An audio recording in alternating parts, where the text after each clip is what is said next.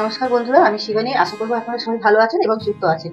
আজ আমার YouTube channel Shivani রান্নাঘরে আপনাদের সাথে শেয়ার করবো এখানে শোল মাছ আর ঝিঙে দিয়ে পাতলা ঝোল। এই রেসিপিটা কিন্তু একবার যদি আপনারা বাড়িতে বানিয়ে খান তাহলে কিন্তু খুব উপকার হবে। এত গরমে যদি এরকমই পাতলা ঝোল খান আর জ্যান্ত শোল মাছ, জ্যান্ত শোল মাছটা আমি বাজার থেকে কেটে নিয়ে এসেছি। তো এই শোল মাছটার মধ্যে আমি নুন আর হলুদ দিয়ে মাখিয়ে নেবো। তো এখানে আমি হলুদ দিয়ে দিয়েছি আর দিয়ে দেবো লবণ। এবার এটাকে আমি ভালো করে মেখে নেব। আমি ভালো করে নুন হলুদ দিয়ে মাছটাকে মাখিয়ে নিয়েছি। এদিকে গ্যাসে কড়াই বসিয়ে দিয়েছি। কড়াইটা গরম হয়ে গেছে, তো কড়াইয়ের মধ্যে আমি তেল দিয়ে দেবো। তেলটা গরম হওয়া অবধি অপেক্ষা করব। তেলটা গরম হয়ে গেছে, এবার আমি মাছটাকে ভেজে নেব। আর শোল মাছের ঝোল যেহেতু ঝিঙে দিয়ে হবে, সেই জন্য উপকরণগুলো খুব কম কম নেওয়া হবে। ওখানে এক টুকরো আদা আমি একদম কুচি কুচি করে নিয়েছি, এটা বেটে নেবো ছিলে। আর একটা চামচ আমি জিরে নিয়েছি, আর একটা পেঁয়াজ নিয়েছি, 4টে কাঁচা লঙ্কা, আর 2 কোয়া রসুন। মাছগুলো এক পিঠ হয়ে গেছে, আর একটা পিঠ আমি উল্টে দেবো।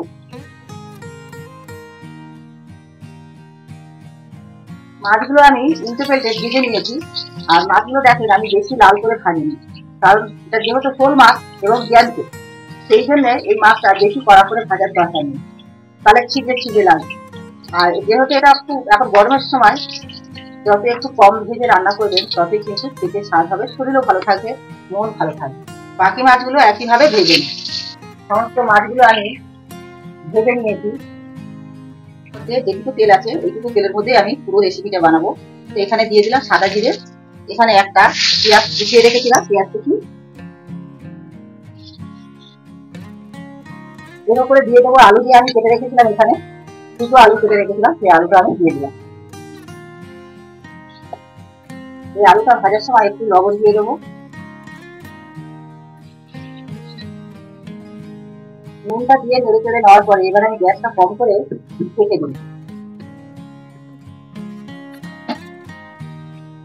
ঢাকাটা খুলে এবার আমি একটু নেড়ে চেড়ে নেবো। দেখতে পাচ্ছেন এখানে পেঁয়াজটা কিন্তু অনেক সুন্দর ভাজা হয়ে গেছে আলুর সাথে। বাকি উপকরণগুলো আমি এখন দিয়ে দেবো। এখানে কাঁচা লঙ্কা, আদা আর 2 কোয়া রসুন একসাথে বেটে নিয়েছি ছিলে, আর এখানে একটা চামচ জিরে বেটে নিয়েছি। তো এটা আমি এখন দিয়ে দেবো। এই মশলাটা দিয়ে একটু নেড়ে চেড়ে নিয়েছি। এবার আমি এখানে দিয়ে দেবো হলুদ, আর দিয়ে দেবো স্বাদ মতো লবণ। আর এখানে একটা টমেটোর হাফ টমেটো আমি চারটে করে কেটে দিয়েছি।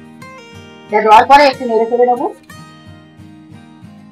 সমস্ত মশলা আর টমেটো দিয়ে এভাবে একটু নেড়ে চেড়ে আলুটাকে কষিয়ে নিয়েছি। এরপরে আমি দিয়ে দেবো এখানে কেটে রাখা ঝিঙে।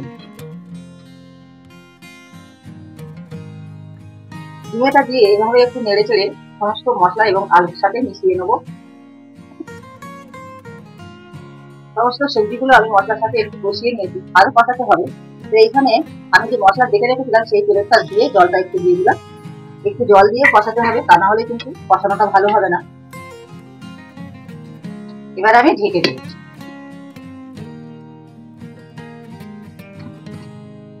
ঝিঙে থেকে অনেকটা জল ছেড়ে দিয়েছে, আর আমি এমনি একটু দিয়ে রেখেছিলাম, এটা আর একটু কষিয়ে নেবো। আর বন্ধুদেরকে আবার একটা কথা বলা হয়নি, ভুলে গেছিলাম। আমার যেসব পুরোনো বন্ধুরা আমার পাশে আছেন তাদেরকে তো অনেক অনেক ধন্যবাদ, যারা যারা আসছেন।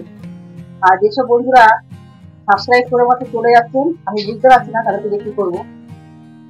তো বন্ধুরা, আপনাদের কাছে অনুরোধ করবো, যেসব নতুন বন্ধুরা আসছেন প্লিজ চ্যানেলটি ভালো লাগলে চ্যানেলটিকে সাবস্ক্রাইব করে বেলাইকনটি অন করে সাথে থাকবেন।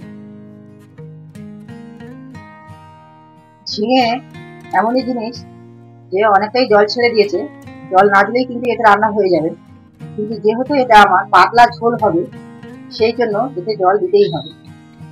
তো এখানে জল দিয়ে দিয়েছি, এবার ঢেকে দেবো যতক্ষণ না আলুটা সেদ্ধ হচ্ছে। এবারে ঢাকাটা খুলে দেখে নেবো কতটা কি হয়েছে। আলু ঝিঙে সব সেদ্ধ হয়ে গেছে। এবার আমি এখানে ভেজে রাখা মাছগুলো দিয়ে দেবো।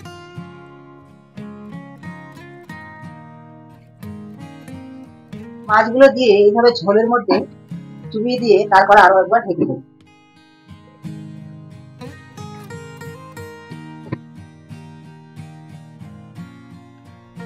ঝিঙে দিয়ে জ্যান্ত শোল মাছের পাতলা ঝোল রেসিপিটা কমপ্লিট হয়ে গেছে।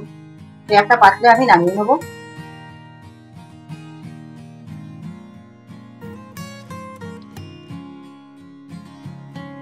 তাহলে বন্ধুরা, এই ঝিঙে দিয়ে জ্যান্ত শোল মাছের এই স্বাস্থ্য উপকর রেসিপিটি কেমন হলো আপনারা অবশ্যই কমেন্ট করে জানাবেন।